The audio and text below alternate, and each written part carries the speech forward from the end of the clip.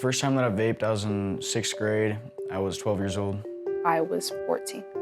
I was 9 years old. 15 when I first tried to vape. 13 years old. 12 years old. 9 years old. 14 when I started. About 11 years old when I started vaping. My mentality was like, I need nicotine. If I don't have nicotine, I'm gonna be mad. I can't live without it. It's an addiction. It was something that completely controlled me. Vaping has become an epidemic here in Idaho. We found it in the elementary schools, the middle schools, the high schools, and college. It's everywhere. In 2007, e-cigarettes hit the US market, and they were initially advertised as a way to quit smoking cigarettes. And they became this global hit super fast. Within a few years, multi-billion-dollar global industry. No science to back it up. In 2015, Juul came on the market. Juul made a product that was sleek, easy to hide. And they loved all the fruity, fun flavors. And that's when everything changed for youth vaping. One of the biggest misconceptions that I hear when it comes to vaping is that it's safer than smoking conventional tobacco, which is absolutely not true. I started vaping, and that's when a lot of things started to change. I started getting shortness of breath. Extreme chest pain. I'd have to use my inhaler a lot more. My lungs are hurting. Could barely breathe in at all. I can't breathe. I can't breathe. I could not breathe. Vaping is damaging the lungs. They just started seeing a trend and these teenagers coming in and why they were coughing, why they were short of breath. It ended up being the issue was the vaping. Now it's almost tenfold. It's doubled, tripled, quadrupled. We deal with it in all the youth now. Just this year, we had our first lung transplant here in Idaho from vaping. If you vaped 1 Juul pod, that's equivalent to 1 pack of cigarettes. That's a lot of nicotine. Graduated from me from using it for my friends just to like hit it, to getting my own, to having it on me 24/7. I would vape every day.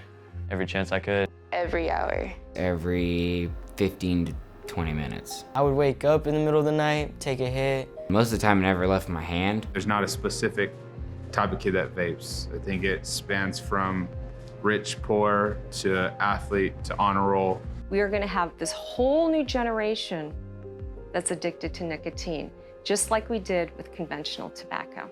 I went on Snapchat. There was this one guy who, his whole entire story was just posts of all these different boxes of different kinds of vapes and how they were super cheap. These dealers, adults that are willing to sell to children, are just selling them whatever they can get their hands on to get their money.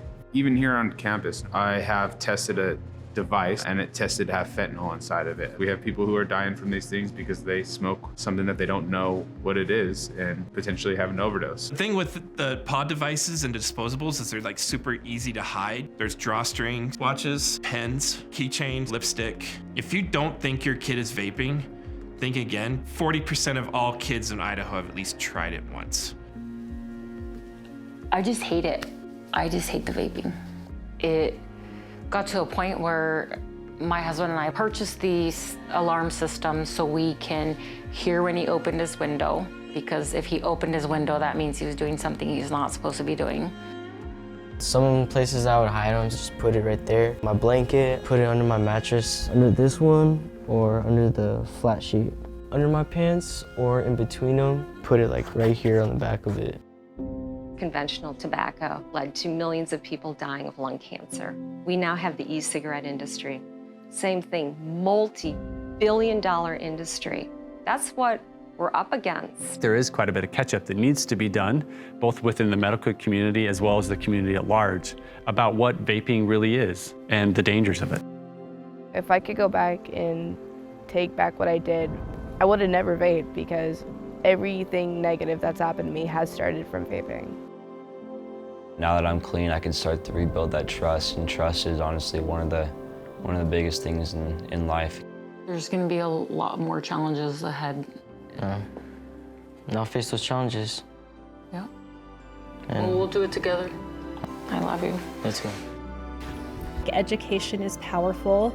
Our kids are smart.